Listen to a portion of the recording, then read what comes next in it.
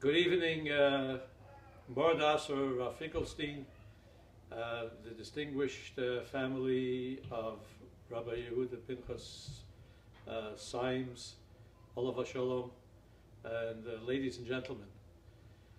By some irony that I cannot explain, when dear Rabbi Symes passed away, I was in Toronto. Now that you're having the Shloshim, I'm again in Toronto. But at least there is enough time in advance to be able to prepare something to share with you this evening. Obviously, the intensity of emotion at the time of passing is not nearly as strong as the Shloshim.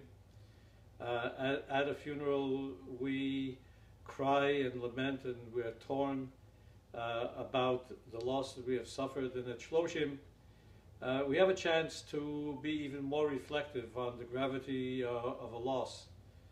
In this instance, we lament the tragedy of losing in Ottawa an outstanding teacher, an outstanding role model, an outstanding and exemplar of what it means to galvanize a family and a community.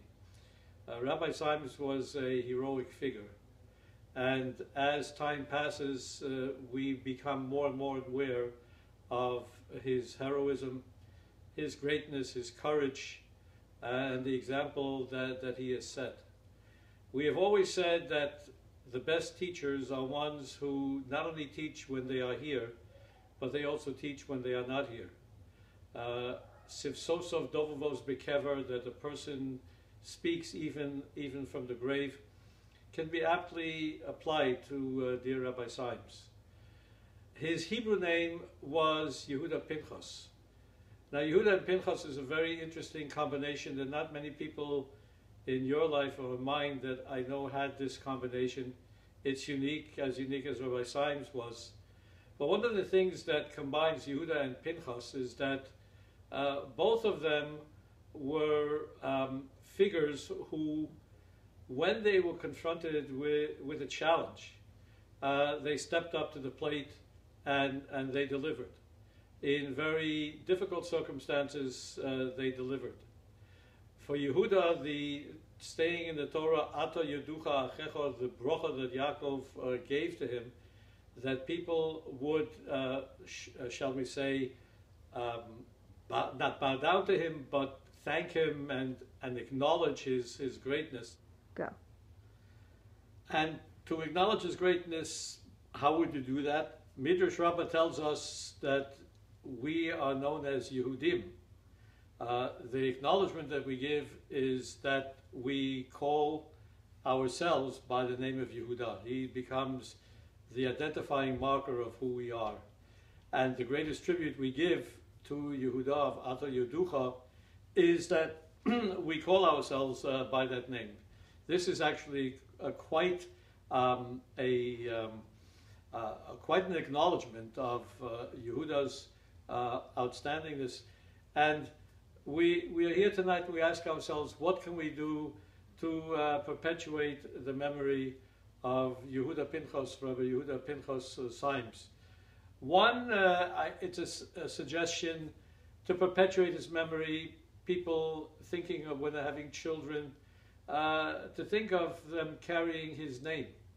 Yes, I know that we normally do this for family members, but in a situation where there's no immediate family member, what better way of perpetuating his memory than by identifying people and saying, I was named after a great person, Rabbi Yehuda Pinchas Symes.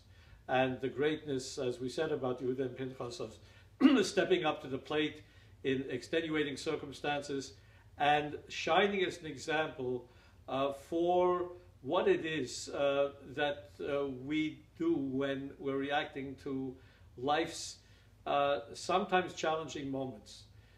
Before the accident, Rabbi Yehuda Pinchas Symes was a revered teacher, a beloved teacher, a highly respected individual in the community. Nothing changed after the accident in terms of those positions that he held in the community. But if anything, his reaction afterwards was a telling example of what life is all about.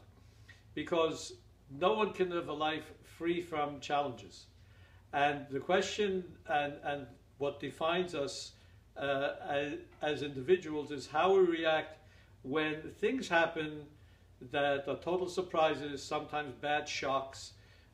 Do we shrink away from life, or do we say life has no more meaning?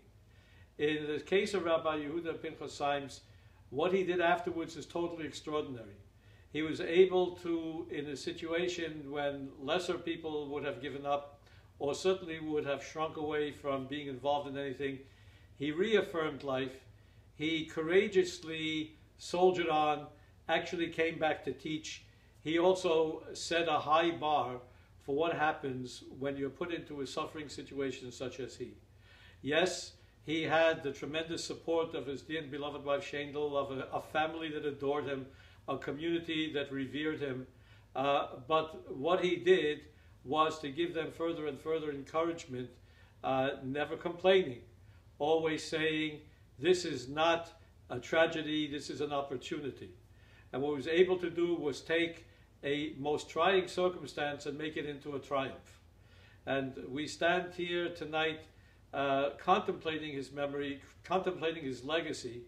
And if we just take this one thing and say, we cease to be spoiled individuals who make demands on life, but rather say, in the Rabbi Symes fashion, when life throws us wrinkles, and when things don't happen the way we want them to happen, that we react the way Rabbi Symes reacted, by saying, don't lament what you don't have, celebrate what you do have, make the most of it, and make it a teaching moment, which he did his entire life was a teaching moment.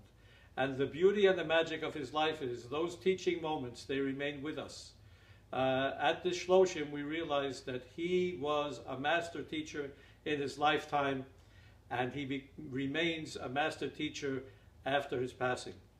So to dear Shendel and to the family and to the Bet Tikva community and the Ottawa Jewish community, the Jewish community the world over, we all lament together what we have lost, but we celebrate and appreciate what Rabbi Symes has left for all of us. Yehi Zichro Baruch, the Nomar Amen.